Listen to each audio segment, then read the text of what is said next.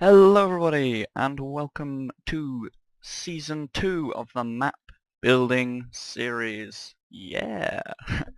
Okay, so in this season we're going to be making a new type of game to play in Minecraft. I think what I'm going to call it is Ultimate Survivor or Ultimate End Survivor. It's going to be a new type of game.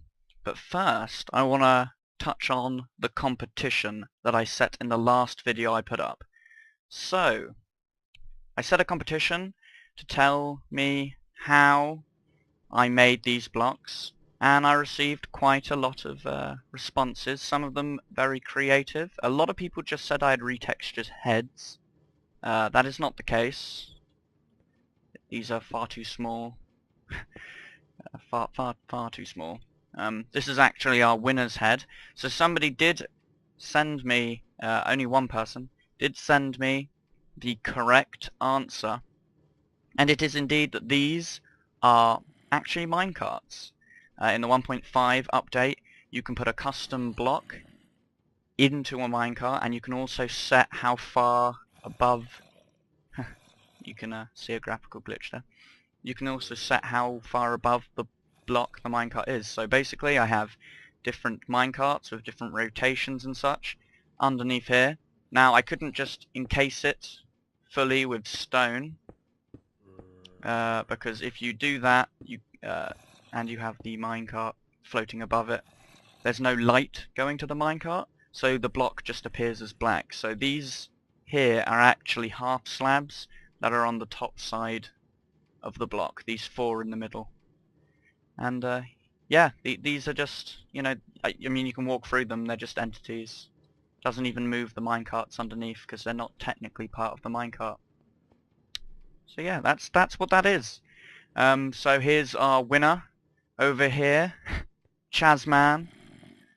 Yep, Chaz does or plays Minecraft, I believe his YouTube name is. This is a lie. Chaz will understand, and you also may understand by taking the flavor text here. And I had to do it as a hexadecimal instead of binary. Sorry, Chaz, but the binary just took up too much space. I hope that this is okay. This is the best of both worlds. So if you put this hexadecimal into a hex to text converter on the interwebs, you should be able to decode what message lies here. Or if you're clever, and you can just work it out from this. So yes, this is Chazman, who shall be in a map. Yeah, and this is the weapon that you can get off him. I decided to give it unbreaking because in the map there will be these pigs. These pigs drop, or these piggy banks. You can technically ride them. They're like super pigs. That guy's been in there for like a couple of hours. He seems to have lost his potion effects. Let's get some new pigs in here. Fresh pigs, please. Thank you. Yeah, as you can see, these pigs run really fast, so you could mount them and yeah, and go really quickly. So that's why I gave unbreaking to that, so it's a little bit more useful as a tool. So these are the pigs that you're going to be able to kill in the maps, and these will give you currency, which you can go to a shop to buy from. These are the currency. You can copper, silver, and gold. And I should probably tell you a little bit more about the rules of the map. So the Ultimate Survivor, or the Ultimate End Survivor, whichever I choose, whichever sounds cool, you guys can decide, I guess, in the comments as well, and throw in your 2 cents about it, is a sort of survival challenge. You have 20 minutes to survive against an assortment of enemies, mobs, yeah. You have 20 minutes to survive against these waves of mobs that will progressively get harder as it goes on. There will be occasionally a boss, and then at the end of the 20 minutes there will be an EnderDragon fight. You'll have to fight the end in the overworld, and by defeating the end you then travel to the end, completing the game. It's the ultimate survivor because it's going to be very difficult. and hopefully it's going to be a good single player and multiplayer game type. There's going to be lots of different maps, and I plan to really spend some time making this and balancing this so it's awesome. And I plan to play this game type myself, and the people on the Industrial Dimension server are also gonna have a go at this as well. At the end of the last season, I was talking about talking to LaFizz. This is what I was talking to him about, and I'm really gonna spend some time making this flashy and cool. So let's have a look. As always, we have our board, our awesome to-do list board, and we do have quite a lot of things to do. We need to build a start area, which will be used in all of the maps. You know, for those multiplayer games, you want to all start the game at the same time, so you can't just start in the arena. We need to build the arena for the first map. Woohoo, yay. And we also need to build the end win area, which will be in the end, and we'll have some fireworks maybe, you know, some really cool stuff.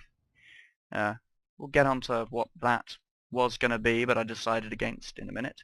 So today, we're probably going to be looking at spawners and using spawners. So I've already done some testing with spawners, and that's what this was going to be. This was going to be the control device. It was going to be underneath the map. Now, a logistical challenge I have is, how do I control the spawns of the custom mobs without the EnderDragon at the end completely destroying everything? Because some of you may or may not know that in the overworld, if an EnderDragon appears, it ruins your day. The EnderDragon will destroy every type of block in the game except for obsidian, bedrock, and endstone. We don't actually have any endstone over here, but yeah, you get the point. Or endstone. Luckily, the EnderDragon will pursue the player, so the EnderDragon's going to be spending its time trying to kill the person playing. And so what I thought I'd do is I'd have a master spawner in here, spawning falling sand entities, which are spawners. So it's like spawnerception. There'll be a spawner spawning spawners, which then spawn the mobs. I've decided against that, and instead what we're going to have is a sort of flying UFO above the entire thing. So it's going to be a place for the control and spawners in the air, question mark. I'm going to test that out, because obviously the air is also where the EnderDragon is. But I'm thinking that the EnderDragon will fly quite low and try and kill people low down. So, first problem which we're tackling today: how are we going to fix the problem that if we're spawning all these mobs in the air, they're going to fall to their death? Well, let's go over to another test map where I test the wide area spawners. So I'll see you over in that map. Okay then, welcome to the other map. This is what I call the loaded chunks map. This is it's just a massive flat space which I test global effect spawners and spawners that are meant to work outside of the chunk that's loaded. So the spawn chunks are in this direction? One of these directions. So up here is going to be the test for the sky spawning locations and whatever. I hope to test in the video action in front of you what the EnderDragon does here. So obviously if the EnderDragon gets up here, it's going to fly straight through this bedrock because the EnderDragon doesn't clip, and destroy these spawners. I can't remember which one, but one of these spawners is spawning a resistance, I think either 4 or 5 zombie, and one of these spawners is spawning just a normal zombie. Now, the one which has resistance is called Test Mob 1, and the other one is just a normal zombie. So let's drink this, because this needs to be night. Nighttime. Bring, there we go. And we also don't need to be on peaceful.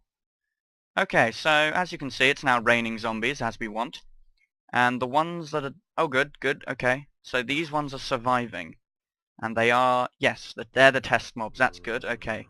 So resistance is stopping them from dying by a fall damage. Now they've only got 4 seconds of resistance. And that seems to be enough, because if the resistance wore out before they hit the ground, they would die. Okay, so let's... Okay, yeah, they seem to only have 2 hits of health, so what I'm thinking is I'm going to give them, like, a stupid level of resistance, and that way they won't suffer damage. And all the mobs in the map, including the pigs, will get this resistance effect for like 4 seconds, and then that way, when they're falling from the sky like rain, we don't have to... Wow, okay. That new AI where they help each other out is really terrifying. Enough of that, please. Okay, let's turn it back to peaceful, because that's actually terrifying. Oh dear. So yeah, I'm thinking if we have a spawner, all the spawners up in the air, spawning their various mobs, I can set it so there's a master spawner that will spawn spawners, again, spawnerception, sort of at timed intervals throughout the map. Where'd the... Oh, okay, here it is. Oh, you can actually see it spawning as well. Yeah. So I'm going to make all the mobs have a 4-second stupidly high resistance value. So they'll be immune to all damage when they first spawn from our UFO control point. I'm going to have to design what the UFO control point looks like as well. And I need to make it so I can use it for other maps in the future. So it all has to be future-proofed. Right, I think we should get on to the real serious testing. Let's see. Let's go into the enchanting menu here and go for a bow. And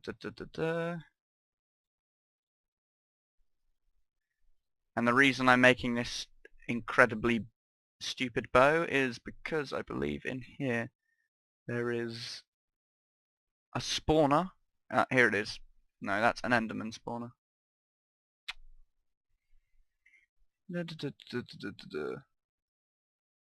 Ah, here it is. Okay. EnderDragon spawner. So we're going to spawn an EnderDragon. Oh goody. In fact, let's turn it to daytime. Set to time noon. Go into our area here. Give ourselves the Fizz's suit and these diamond trousers just because. I want to gear myself up because let's get rid of these stupid potion effects because they annoy the heck out of me. And let's give ourselves some diamond armor as well because we are about to fight the dragon. I need to see how the dragon reacts in... Oh, we don't need that. Got the other one. Nope, don't need that. Okay, doop, doop, doop, doop. And we've got a stupid thing, and...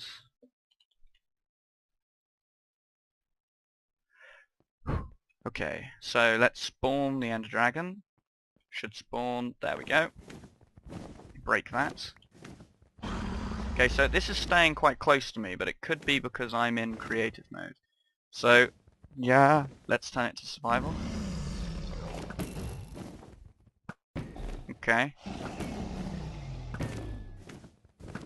Well, apart from the EnderDragon being an incredibly easy to kill mob, like I've always said, oh, it's alright. Well, obviously I have a really crazy bow, but no, it doesn't seem to be going too high. So all we need to do is suspend the EnderDragon. All we need to do is suspend our spawners. I'd say about 50 blocks up. Let's fly even higher up in creative mode again. And it should... Okay, so we are really close to it now. It could, at any point, decide to destroy it. But it doesn't seem to be doing that. So okay, as long as we have our spawner in the sky, we should be okay. In fact, this is the first time I've killed the EnderDragon with the new sounds. That is really cool. And this should be on Y65, I believe. Let's look at our Y coordinates. Y65, yep. Awesome. Awesome, awesome, awesome. So that's how the, game is gonna work. That's how the EnderDragon stuff's gonna work. And congratulations again to our winner. I'm going to continue testing with some global spawners and some multi-spawners to have something to show to you in the next episode.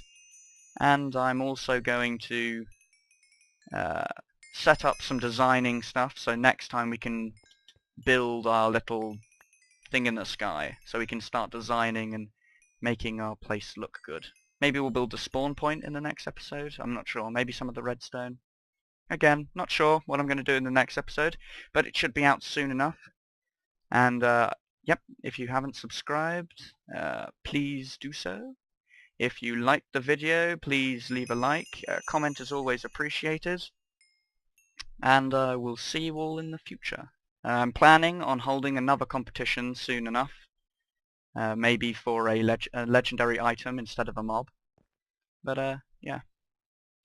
See you next time. Very happy that this worked out. Very happy.